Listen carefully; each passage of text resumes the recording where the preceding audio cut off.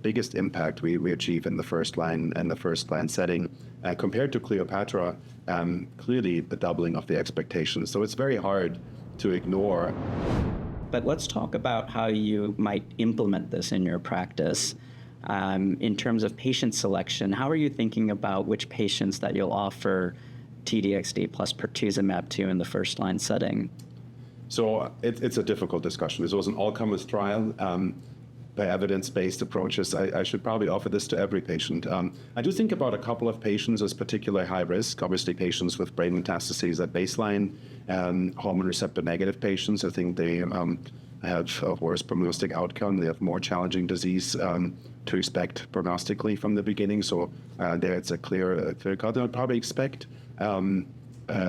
that this applies most intensively in the subset. But when I look at the data for hormone receptor positive disease in patients that did not have brain metastases at baseline, they did benefit in a very strong fashion as well. So it's very hard to slice these patient populations into subset. It was an all-comers regimen with an all-comers benefit.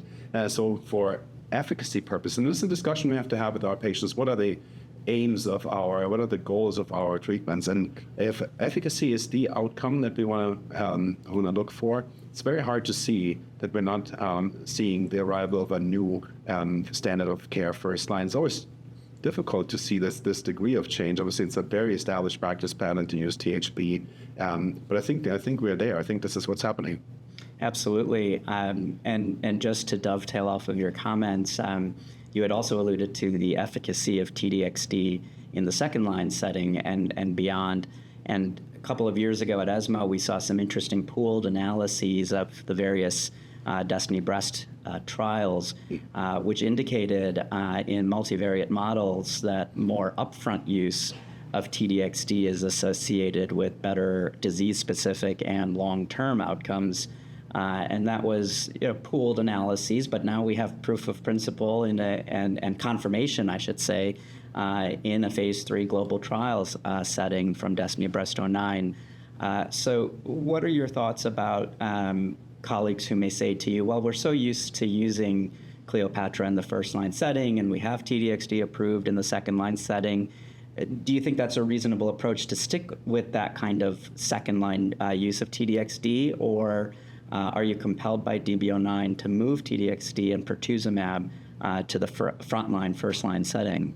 I think it is clear that T-DXd is a strong agent in second line and beyond. I don't think anybody disputes this, but if you look at the length of PFS, it is clearly declining. Not sure if it's a function of tumor biology or a function of patient's constitution or both.